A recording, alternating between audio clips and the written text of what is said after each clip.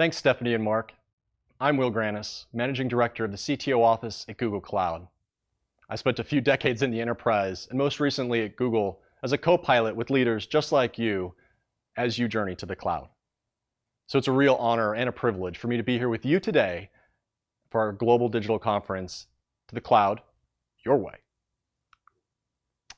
Before we get started, I do want to say a big thank you to all of the enterprises, companies that have journeyed to the cloud with us. Each one of them has a unique context. They have their own customers, their own stakeholders, their own partners. And so the journey to cloud has to make sense for them and that large constituency and all of that context. And that's a pretty complicated and complex scenario. So to all of them for taking the journey with us, and for all of you who are considering taking a journey with us, I say thank you, and thank you ahead of time, and welcome to our conference.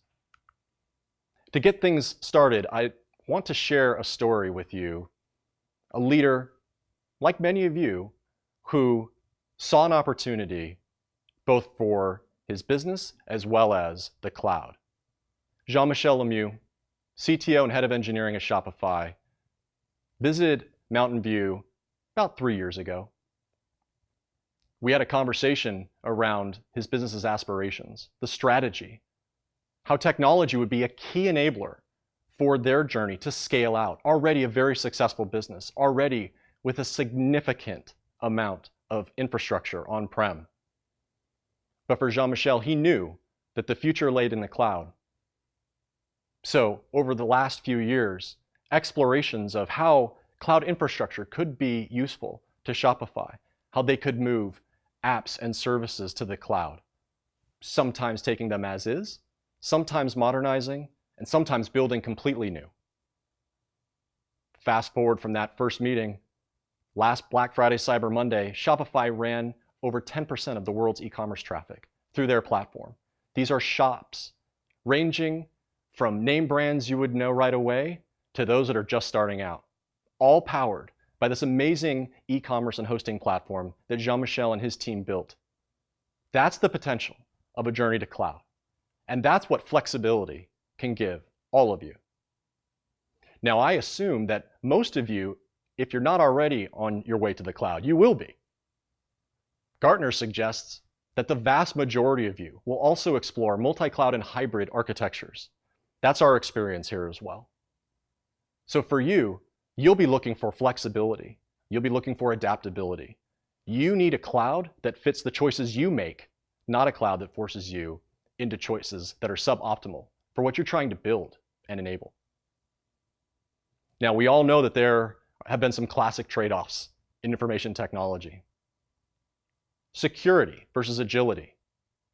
Everybody wants agility, but making a lot of changes in a short amount of time can also potentially cause security concerns for you, your stakeholders, and your customers. We're often pinched in the middle between these constituencies of move real fast and deploy, but do so in a thoughtful, assured way. IT, we need to make sure that we've evaluated, tested, and researched fully all of these options to make sure that making a fast change doesn't break something much more fundamental to the business and for our customers. Reliability versus cost. This is the classic iceberg model. You provision for peaks and then you have valleys. So naturally, in your economic plans, in your business plans, in your IT plans, you're trying to forecast the future. Often, because your businesses can't wait for a server or storage or networking to respond. They have to be ready when customers are demanding services and products from you, because that needs to be on and because it needs to be available. Many of us have provisioned to a degree that makes cost a real barrier and a real trade-off. You're constantly balancing reliability and this cost. And a cloud has to accommodate your needs as they change rapidly, both at scale and in breadth. Finally, portability versus consistency. Every company that I know, every company I've worked with, every company I've worked in, has some strategy about how to work better together across lines of ops, dev, the lines of business, core IT, all of these different functions coming together to maximize the potential of the business and to realize the largest gains possible. And it's a lot more fun working together. But in order to work together, these tools, these systems, these frameworks, your ability to deploy, to run at scale, to have the right people carrying pagers, and hopefully those pagers not going off too often. Those are all the considerations that we deal with every single day when trying to figure out if we need a golden path of development, or if we need to allow people to bring in the tools and the services that allow them to do their job most effectively and construct these IT estates that serve the business. We believe that you shouldn't have to trade portability and consistency. So we've enabled many different paths, and there are many paths to pick from. I've already described how many organizations start in the cloud by moving a workload or moving an application or moving a service from on-prem to the cloud. That lift and shift educates the organization around how cloud performs, what you can count on, things that need to change in your people, process, considerations far beyond technology. So we see a lot of organizations at the very beginning looking to lift and shift, as much for educational purposes, for their own organization, and to understand the realm of the possible in cloud, as for any material benefit financially. Where things really start to get interesting is where you move from the lift and shift of those workloads into modernizing your applications, your services, your IT infrastructure.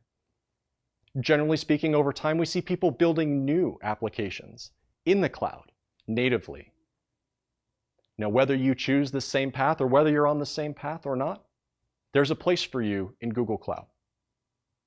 Lift and shift some workloads, bring some over, modernize in place, start new. All of them viable options.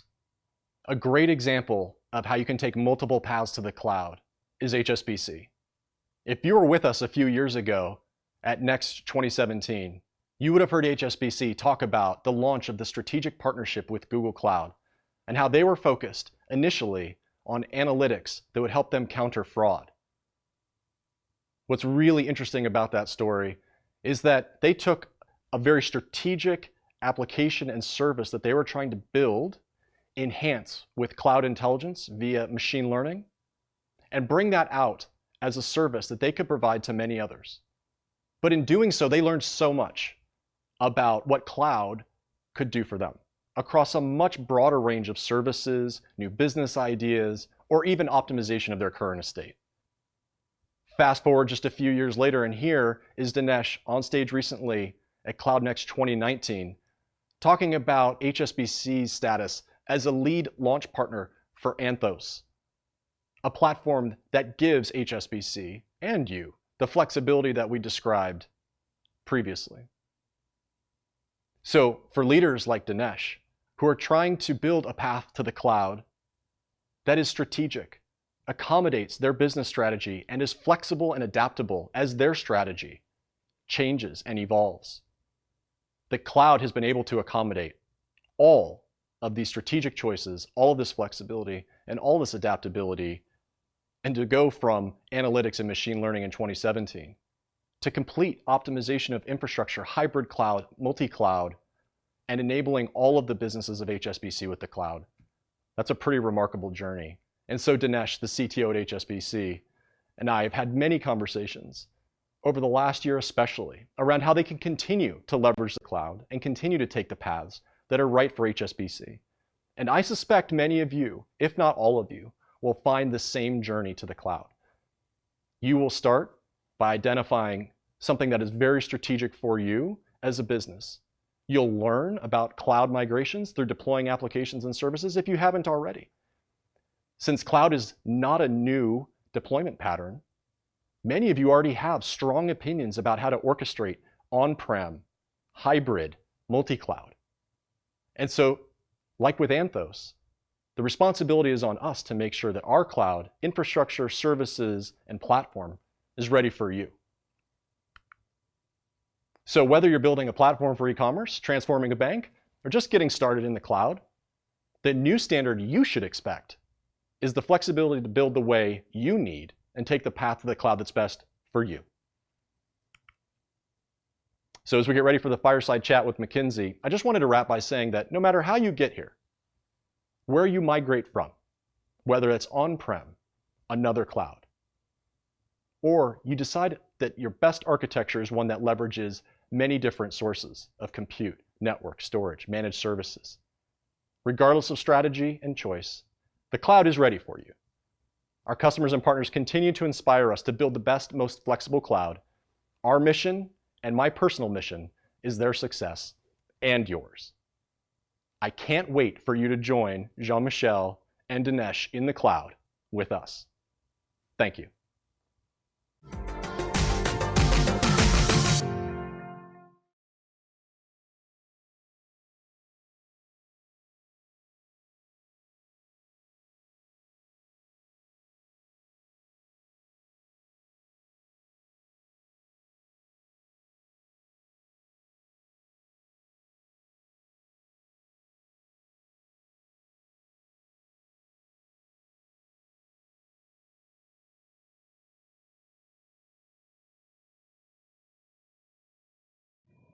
Thanks, Will, for painting a picture of how a lot of our customers are facing similar needs to look at the trade-offs of security, cost, and portability.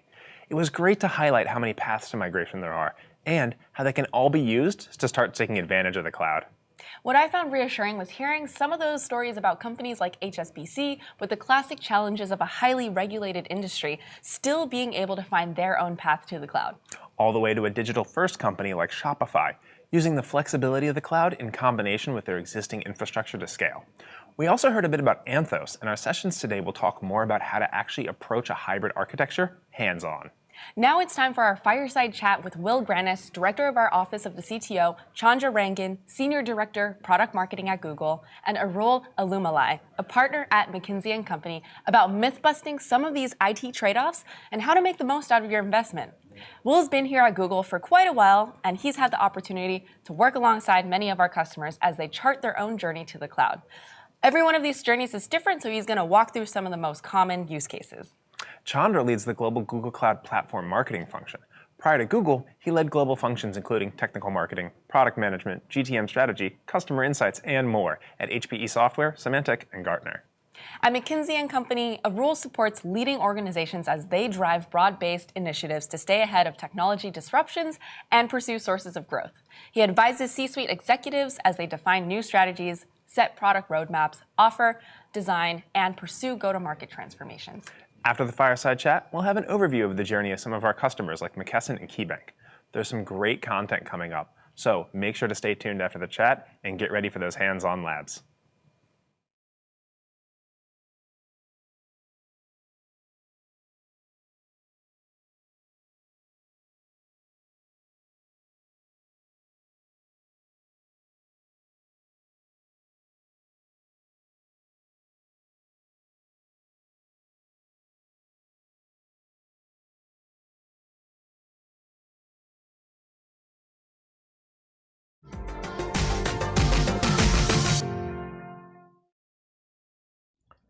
Thank you, Stephanie and Mark. My name is Chandra Rangan, and I lead product marketing for Google Cloud Platform, and I'm really happy to be here with you today. I have with me two incredibly talented guests, Arul Yerumalai and Will Granis. Arul is a partner at McKinsey & Company in their Silicon Valley office right here, and he has more than 2 decades of experience both building and delivering products and working to drive businesses in the technology space. He is an advisor and confidant to many CIOs and technology leaders. Will Granis, you just heard from him in the keynote a short while back, and he leads the CTO office here at Google Cloud. What you may not know about Will is he's been here not just as the founder of the office of the CTO, but he's been here since the early days of Google Cloud, really helping build our business here. And he's worked alongside many of our customers and technology leaders, really helping translate technology into business value so that enterprises can deliver faster and more innovative solutions to their users and customers.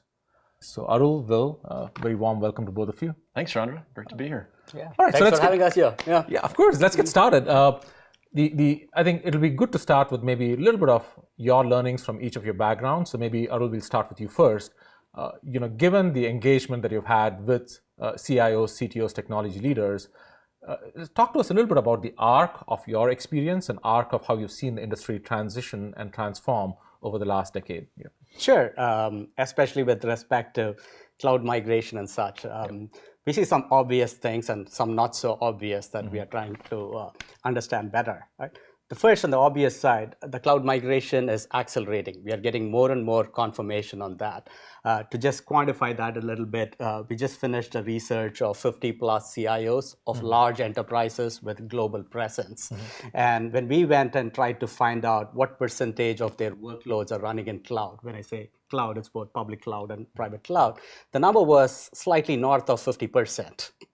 And when we ask them about their aspirations, we estimate that this number will go to 75%. When I say 75% of operating system images, which is a good proxy for workload migration in cloud, that's what we expect to see by 2022, in the next 3 years or so. In fact, 35% of those CIOs said that they want to double the amount of workloads running in cloud as compared to what they have today. So that gives us more and more confirmation that cloud migration is real and CIOs are seeing benefits of moving to cloud, and that's why they are kind of fostering this migration.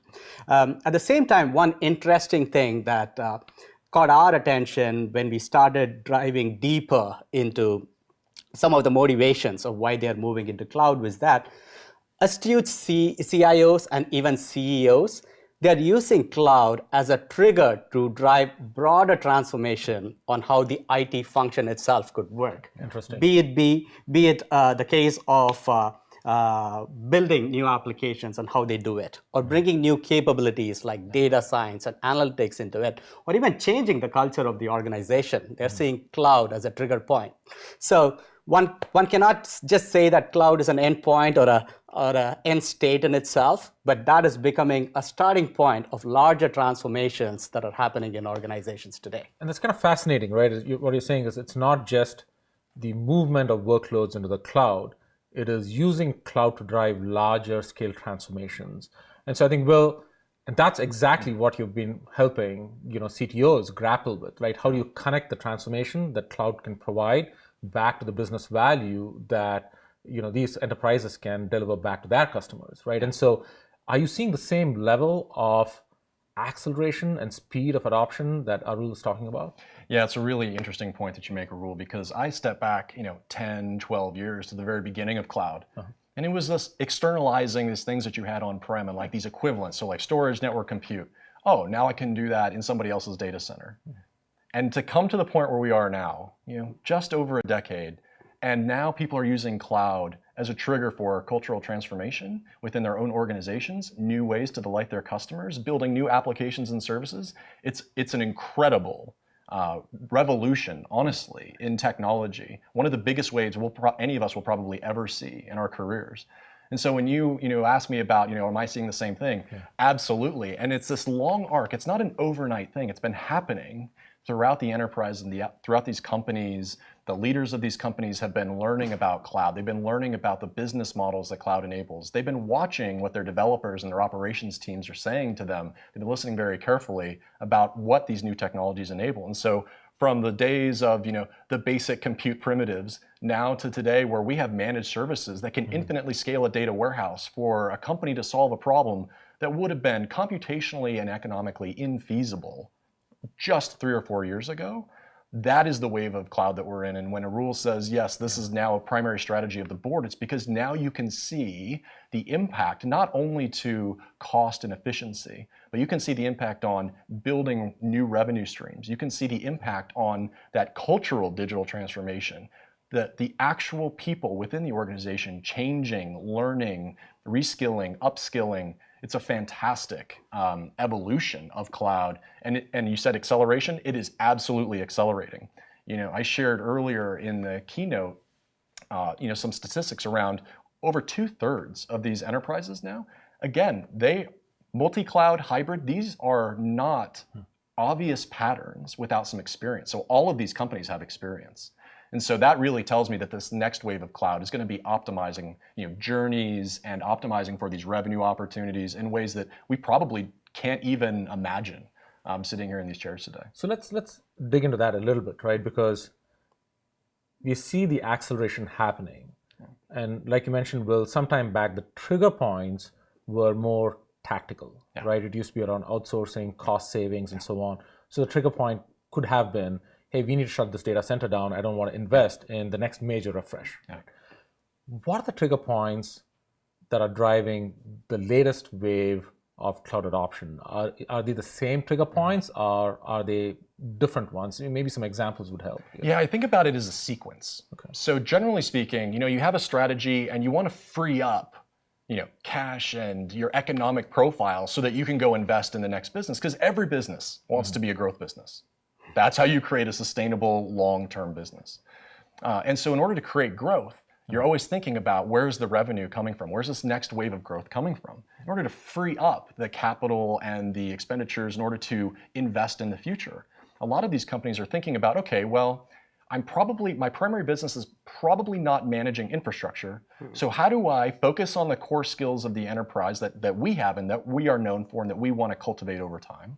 How do we make sure that we're shedding these as core responsibilities and enabling partners like cloud providers and like Google to allow them to manage infrastructure for them, and then they can really focus in on the core and the strategy of aligning human capital, the economics, and how they manage their internal spend, and then also how they connect with their customers. Connecting all three elements of that is really the sequential strategy that we see and I've seen personally time and time again. Whether I mentioned Shopify and HSBC again, I'll point to a company that has been very public about the transformation going on. We've had them speak previously. Iron Mountain is another great example of a company that said, we sit on the world's physical archives, right? All of this paper. How do we free that up for analysis, insights? Create these data pipelines and create a platform that now they can bring to other companies. Right? So like cloud is supercharging their business models and enabling these new economic models for them that 5 years ago, the APIs to enable this in machine learning, the data processing, the scale out compute, that was not available. So it's essentially, well, you're saying it's unlocking business opportunity, but it's really by transforming the business. It's both, yeah. And assuming, one company in a space decides to transform their business, then it adds pressure to the rest of the space as well. And so, Arul, as you work with CIOs, CEOs, and boards, do boards see this? And do they understand the impact that cloud can have on essentially redefining their businesses? Yeah, absolutely. When you take digital transformation, it's affecting every part of the business. It's impacting every industry. Right? So when we talk to CEOs, the CEO agenda is very clear. They want to deliver growth. And it's not just growth as a one-time event. It's growth as a continual set of improvements that are being done. Right? And when you do that, the pressure on the board and the C-suite, it's pretty high. Right? They have to be reducing the time to market. Right? They have to foster innovation, and the innovation cycles need to get shorter and shorter. But at the same time, the expectations from the customer side, that's increasing. That puts added pressure. Right? Well, we are in the world of a generation where if it takes more than 1 second to load a web page, they will abandon the web page.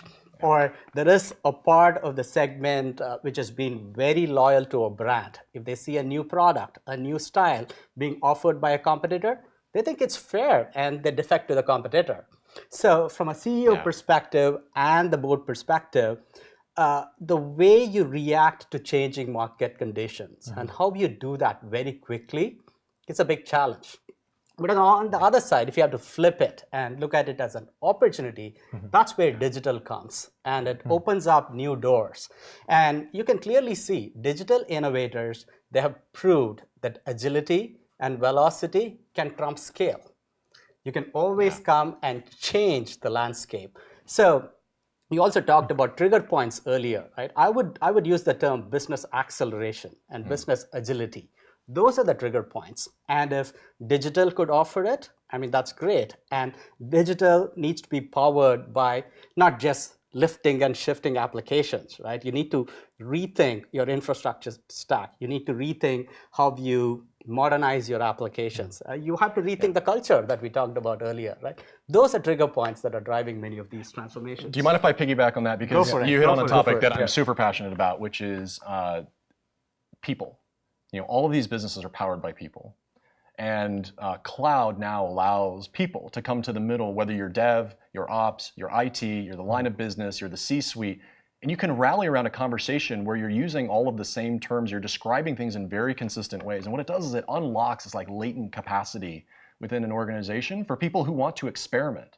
But before, they viewed an experiment as this thing with really high barriers because you need to go and procure servers and CPUs and or GPUs, and you want to run this experiment to even figure out what the next question is that you want to ask as a business, because that business agility and that growth that you talked about, that's enabled by answering questions on a continuous basis, de-risking these ventures that these companies launch into that could be very transformational or not. And so they want to know as early as possible, are we headed in the right direction? How do we change, tact or direction or speed or implementation? And so there's a real power behind the availability of resources to unite people around a conversation of imagination rather than the drudgery of, listen, we have all been there where we get the call and it's like, okay, I need to provision, X amount of capacity. It needs to be available for this long. I got to go order it from the supplier. I've got a 30-day thing. I have to go into the system. I got to get the ticket. I got to do the update. By the time you're an hour into it, it's a pretty sad, it's hard.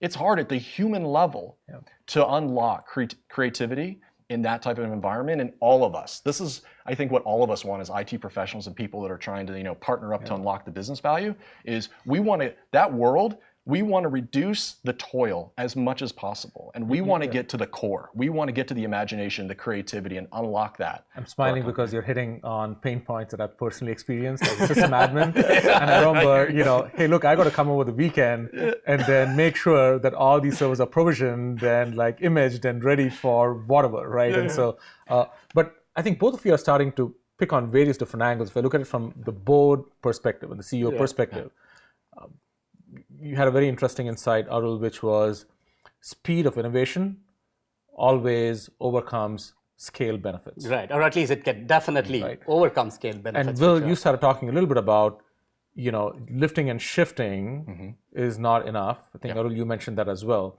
It is the ability to actually serve up new business use cases in dramatically faster timeframes than traditionally possible, right? So I want to talk a little bit about the notion of trade-offs, because I know I used to have to make trade-offs, right? If I had to provision a server and image the OS, and there was some specific requirement, for example, I would have to wait for the security team to come in and no one wants that, and the security team doesn't want to be the adversary. They don't want to be the bad person. Right? I've been in the security and I've been in the IT shop, and I know for a fact that in both cases I wanted success. So can we talk a little bit about those trade-offs, right? Because what are these trade-offs that our audience has to be aware of? And more important, stepping back, you cannot do away with these trade-offs by doing more of the same. So what needs to change fundamentally so that these trade-offs are no longer trade-offs? Sure. See, trade-offs are not a bad thing, right? We wish we can all live in a world where there are no trade-offs and we can get everything that we want. So trade-offs exist, and I see it with every CIO out there. Budgets are not unlimited. They are expected to deliver new innovation and keep it going, keep the innovation cycle going, but you got to do it without the risk of business discontinuity. But here's the thing, right? If you had to trade off between speed and security, that's a very tough trade-off, right? And can we imagine a world where we don't need to make the trade-off, where you can actually be fast and innovative and still be extraordinarily secure? Yeah, it's absolutely possible, I would say. Right? Yeah, think about just a couple years ago when the predominant meme and topic in the market was around cloud and security. That's not as prominent anymore. And so what we are seeing is security is a fundamental need and assurance is a fundamental need. But now we're moving up the value chain. Now we're saying, yes, you can move quickly and you can be secure, and the patterns are becoming more well known. And regulation is coming in partnership with technology and with these enterprises. And when they see the ability to fundamentally change a consumer service, to fundamentally change a service for the public, but be able to do so in an assured manner, what it does is it breaks that mental model of you have to trade one for the other. So let's move up the stack, right? From an infrastructure perspective, you've started hearing that actually in many cases, the cloud provides a more secure platform because the cloud providers can handle security, at scale in a better way than individually enterprises could, right?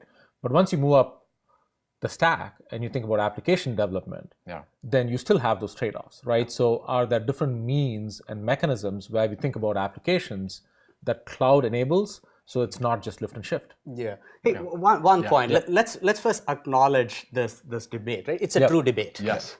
For example, 8 out of 10 CIOs said that it is something that they're trying to balance. Developer agility against security, right? How do you give up? Do you have to give up one for the other, or can you keep both going, right? That's a debate that exists today. But at the same time, when I said 8 out of 10 do, let's look at what the 20% who believe that, hey, I've got both the worlds happen. What did they do? Some of them have found a way to make it happen, right? When we talk to these CIOs and try to bring out these nuggets of best practices, right? The first thing is that they invest extraordinarily on talent. They drive security expertise into every developer in the organization.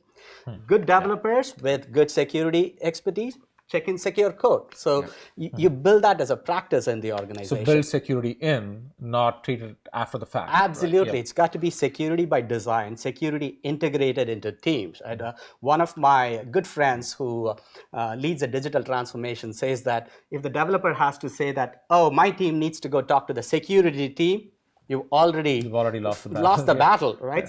Security needs to be integrated into the process, right? And many of them that I've seen have also taken a very API and automated way of enforcing security. For example, when you provision an environment, the secure configurations are automatically baked into that, so that when the environment comes up, it comes with secure settings in place. They've invested in code scanners and monitoring tools that are constantly running and checking for code. There are some CIOs who worry that the blast radius is wider when you check in malicious code in a cloud environment. There are others who have found a way around it. They've created sandbox environment where your code will run, which will affect 10 to 15 people at max. And then automated test cases run. And when they pass, they move to the next environment, which is a beta environment. So it's automation of security practices and baking in some of these security principles into the process itself, right from scratch. Right? That needs to be a muscle. It's not easy to do. I mean, DevSecOps is a term that's easily said than enforced, but that is what is going to change in a way that you can have this balance between agility and security. So there are folks who have actually cracked the code. Absolutely. It's the 20%, it's not the 80%, but the rest of us can learn from them. And you also touched on a little bit on, when you say DevSecOps, there's the DevOps portion of it, and there's also building applications differently. We talk about cloud native applications, but cloud native applications don't have to be on the cloud, right? They can be anywhere. So Will, can you talk a little bit about what is the notion of cloud native applications in helping drive agility, and is this the way forward for organizations? Yeah, I think about it on a spectrum. So I mentioned earlier that for a lot of these companies, they start out with a cloud and they may do a lift and shift. And the benefit of that may not be necessarily, the economic outcome that they were hoping for, may not necessarily be like this full deployment that they were really, they were going to supercharge their business with. But what they learn is they learn a lot of the principles that Arul was referring to about, how to, as you move to the cloud, how do you interact with consoles? What are the new command line tools? Like how do you actually deploy code? Because when you're going to lift it, it's not just pick something up, throw it over the wall and move on, right? All lift and shift, planning, right? Especially if you're in banking, healthcare, public sector, you have a lot of regulatory concerns about where things sit. So a lot of these companies now, we're well into cloud adoption. And so they've been spending these years moving applications, moving services. And so now they're moving from, take VMs and move them over, understand all the checklists and all the things that have to happen to make those things run. And now they're moving into, how do we, now knowing these patterns and what's possible, how could we develop applications that the code is secure built in? How do we have applications, how do we surface APIs, how do we create digital economies that are safe and secure? And so it's really moving up a maturity scale, in my opinion, on you ask about digital native, cloud native apps. We're seeing enterprises build apps in the cloud, right, that you would normally have associated with, well, they've got to be from Silicon Valley and they've got to be born on the internet and they have to have this kind of digital fabric.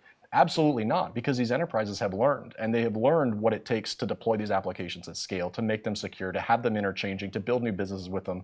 And so now they've moved up the stack to building new capabilities, new growth with these applications that are born in the cloud and ready to go. And the interesting thing there is, I saw some research recently that enterprises and IT organizations, when they look over the next couple of years, more than 50% of them are thinking about modernizing, which means containerizing, microservices type architecture, and moving to the cloud, more of them than doing lift and shift, right? So it looks like we are crossing, a certain sort of threshold. And is that, and as the pickup of Kubernetes, right, is a container orchestration capability. Exactly. And it's widespread adoption, it's rapid developer embrace, right? And not just from the developer side, but also from the ops side, right? So, you're talking about building bridges between dev and ops and DevSecOps earlier.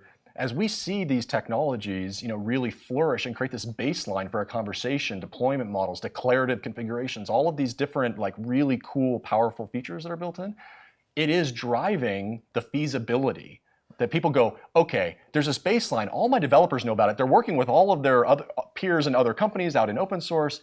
I bet that we could move with less toil than trying to grab all of this and do it all ourselves internally and come out with some proprietary programming model. But that is risk involved, right? Can I add a point in here? I think there is also the need for upskilling and talent. Yeah. One should not underestimate that. That's exactly where I was going, right? Because this is not just moving to the cloud anymore, right? Yeah. This is changing the way you build applications. Correct. And changing the way your existing applications were built in the first place. Yeah. So this is massive risk involved, and there is talent, implications. Yeah. So is this real, Arul? I mean, do CIOs understand this? Do CEOs understand the impact of this change? This is true. For example, when we asked, what's the number one challenge, right? It was not a technical challenge. It was not having the talent and the skill set, right? That's what came as the top barrier, right? Because see, the technology, I think, is moving a little faster than the talent and the upskilling is happening in organizations. And so they are trying to find out how do you catch up to those. For example, in the new cloud world, we talk about all these concepts. You need new roles. You need roles like SREs, you need agile coaches, sometimes you need data scientists, and they're hard to come by. And that needs to be addressed in the first place. And after the talent part is addressed, then the mindsets need to change. Right? You've got to break down these organization silos. It's no longer an infra team and an app team, or even with an infra team, it's not the towers of infrastructure, right? How do these groups come together? They work as small agile teams on little pieces of functionality, define new objectives and key results, as we call it. Right? That needs to happen, and that's where there is much more evolution to happen. Definitely at the cusp of a transformation that the cloud is enabling, but it's not just about lift and shift and moving to the cloud. It's about changing the way you do innovation, build applications. So I think we're coming to the end of our section, so I'd love to get from each of you, maybe I'll start with you, Arul, first, one piece of advice for our viewers, either what they should be doing, or maybe even what they should be careful about not doing. Sure, I would put it as 3 foundational building blocks of change. Right? It's people, process, and policies, 3 Ps, easy to remember. Right? In terms of people, invest in talent. That's a strategic asset for every company. Right? When it comes to process, think about agility. Think about, we talked about these agile teams coming together. Put that in action, and that's the way to bring in agility. And finally, around policies. Think about policies and automate those. If there is human intervention involved, you're introducing friction into the system. So if for one to really get the agility benefits of any modernization efforts, you got to transform people, process, and policies synchronously. So more talent, people, process, automation, and then policy, which is to be able to do it at scale. Correct. Right? So automation gives you enforcing policy at scale, and the process, make it agile, make it frictionless, bring in self-service, right? That's the way you got to change your process. That's my humble view. So, we talked earlier about how there are many different paths to cloud now, and flexibility is definitely baked in to more cloud services, more cloud infrastructure availability, how technology companies are showing up to partner with enterprises to really supercharge digital transformation. So one thing, if you remember one thing, is that even though there is all this flexibility, we're ready for you to define your strategy. We're ready for you to define how cloud and technology is actually going to build your next business, is going to lead to growth for the next 20, 30, hopefully 100, 200 years. These banks that have been around for over a century are leading the way in digital transformation. And so, when you're ready and you have this strategy, that's why investments in Anthos and hybrid and multi-cloud, and so where you can go VM to VM, you can take VMs, you can modernize in place. All of these options are available to you, but it's your strategy that's going to unlock the power of the cloud. Thank you, Will. And thank you, Arul. A lot of passion around this conversation and topic. And I think there's a lot more sessions, through the rest of this event that all of you can go through. It is so impressive to see where the cloud is going, and just as important, how our customers and all of you are finding your own way to get there and make the most of it. To take a deeper look at this, we're going to showcase 3 customers. Each of these customers and their businesses are massive, well-established leaders in their industry, and every one has had their own unique issues that has kept them tied to on-premise environments. Whether it's growing pains like security, regulatory constraints, complex legacy systems, each issue needed unique solutions, and each company needed to find their own path to the cloud. McKesson is a 180-year-old Fortune 6 company, and they're a global leader in the healthcare supply chain management solutions, retail pharmacy, community oncology, and specialty care, along with healthcare information technology. And their aim is to deliver more value to their customers and the healthcare industry quickly and efficiently through common platforms and resources. To help them achieve their goal of creating and modernizing next-generation solutions to deliver better healthcare, one patient at a time, they turn to Google Cloud and our healthcare-specific tools like Google Healthcare API. And their journey to the cloud started by migrating and modernizing the mission-critical SAP environment they use to run their business. So to learn more about this, let's hear from Andrew Zitney, SVP and CTO of McKesson.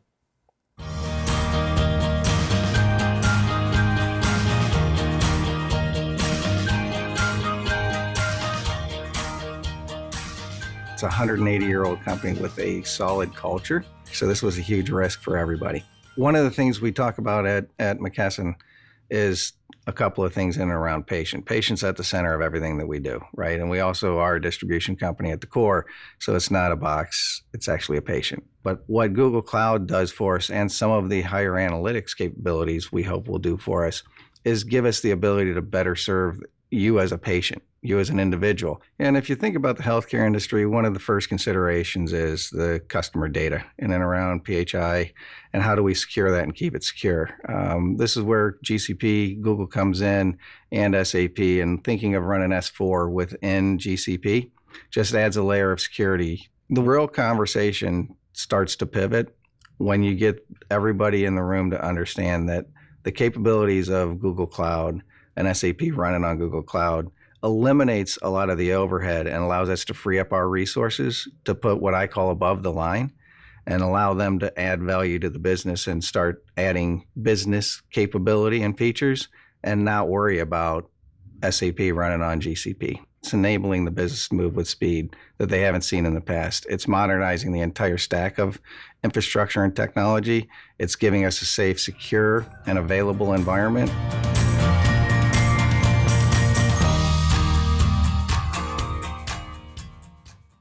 Metro AG is one of the largest B2B wholesalers globally, with more than 150,000 employees in 35 countries.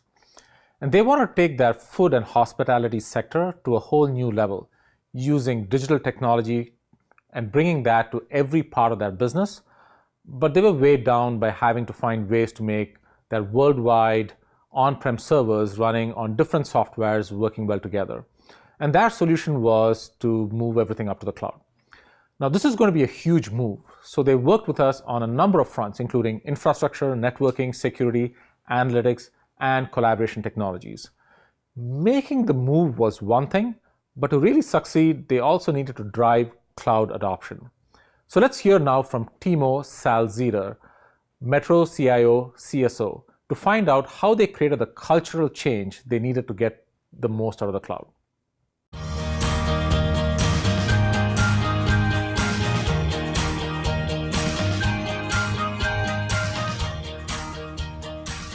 Metro is a global wholesale company based in Düsseldorf, Germany.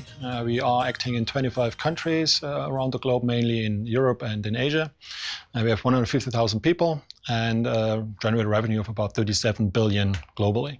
These 25 countries, they run different business models, and this is one of our complexities we have to face. So in some countries, it's a more B2B business. In other countries, it's a B2C business. What we are doing is currently that we are consolidating 100 accounting systems into one global accounting system. This obviously reduces costs on our side, but also gives us the opportunity to move to a different version of SAP. So we're migrating now from SAP R3 to SAP S4HANA. Moving SAP now from on-premise into a cloud platform helps us getting rid of hardware issues. And now the situation is that the scalability is handled by Google, and we do not have to deal with additional costs due to adding hardware on a short-term notice. This helps us obviously quite a lot. We now also migrated our people now from on-premise fans into SAP GCP fans. So we're using Google Cloud to optimize the customer communication. So this is one of our main topics. So that means by personalized communication, but also using, push notification as an example in the app. But we're also using Google Cloud in terms of optimizing our costs in the space of supply chain optimization and assortment planning. It's also about driving a bit more sales using a BigQuery and using advanced analytics. So that means all the machine learning algorithms, etc., they're running on Google BigQuery. One thing about the collaboration between Google and Metro is that we're not talking only about using technology. It's also about that we try to optimize our culture. So the culture within our organization is extremely relevant, and therefore Google is a relevant partner for us.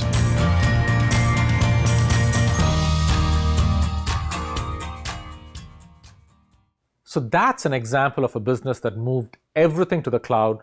But what about the large enterprises that rely so heavily on on-premise servers that moving everything wouldn't work for them?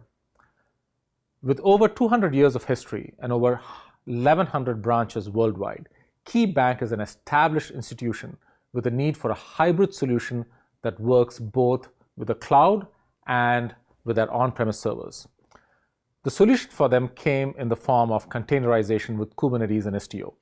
And they found that the best way to manage these containers was Anthos.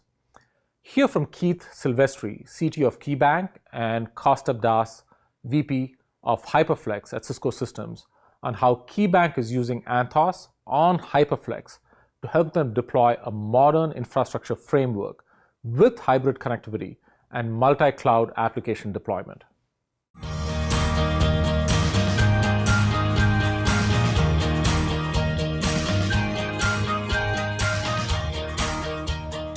So I always tell people KeyBank is the biggest bank that folks have never heard of before.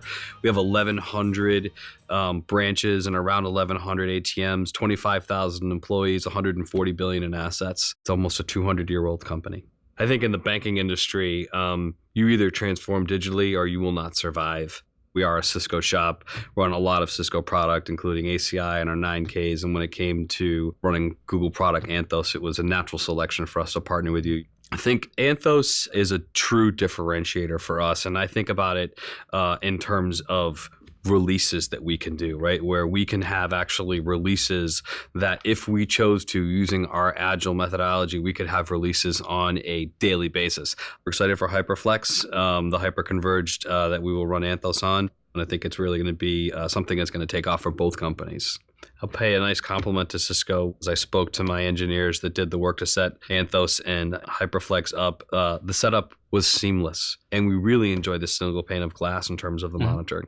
So when we were looking at this cloud space, we found that Google had a unique, refreshing philosophy towards cloud that really attracted us towards working with them.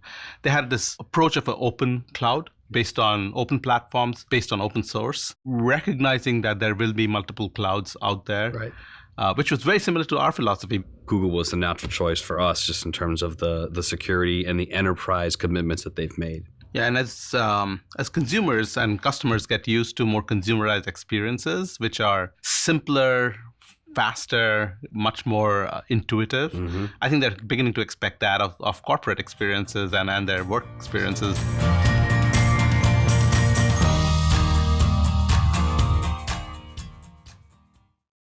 And these are just a few examples of businesses that have successfully grown stronger with the cloud by examining both what they need and how they can best get there. Thank you all so much for joining us, but we are not done yet. Stephanie and Mark will wrap things up and tell you about the breakout sessions that we have coming up.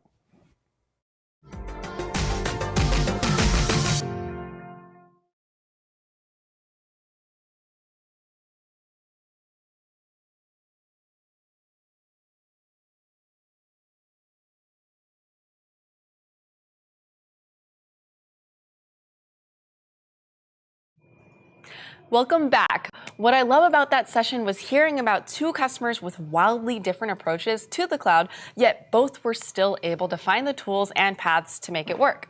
For example, we heard a lot of customers' concerns over a full lift and shift to the cloud, but McKesson showed us that this is possible with the right motivators. Moving to the cloud gave them the consistency they needed because they were able to re-standardize their software stacks in the cloud. As for KeyBank, they showed us that those who rely heavily on on-prem servers, it can make more sense to establish a hybrid solution, while also taking advantages of the modern microservices architecture that the cloud enables people to run. Of course, these are just two companies out of the whole industry that are looking at all the benefits of the cloud and how they can start using them. And every company is different, facing their own trade-offs, which Will and Chandra discussed during the fireside chat. Factors like talent, operating model, automation, and security. These are important details when planning out your migration, so make sure to keep everything in mind when starting your own journey. So, we're just about ready to start with our sessions. Starting us off on track 1, we have what's driving cloud migration and how it is helping customers with Tom Nickel, product marketing manager on cloud migration. Migrating to the cloud is top of mind for many customers, as we just saw. So, in this session, he'll talk about the factors that are driving these migrations and the astounding benefits that they're achieving once they arrive in the cloud. Also on track 2, Tom will be covering strategies and processes that drive migration success. Here, he'll dive deeper into key decision points on migration strategy. Whether you're looking to migrate a few key workloads or an entire data center, Google has the tools to help you succeed. Tom is doing a fantastic job of helping educate customers about the power of Google Cloud and Google's cloud migration portfolio. He believes that Google's uniquely positioned to offer customers not just the best cloud, but also the best pathway there. Tom came to Google through the acquisition of Velostrada back in June of 2018, and prior to that, he worked for all kinds of companies like Citrix, VMware, and N Computing. Fun fact, Tom has an unhealthy love of orange soda, which honestly sounds pretty amazing right now. I don't know if our micro kitchen stock that. Probably not. We might have to go outside for that. But before I get carried away, let's toss it over to Tom. And please remember that you can ask us questions throughout today's event. We have a team of people ready to answer them, and we're really excited for these talks, so we hope you enjoy them as well.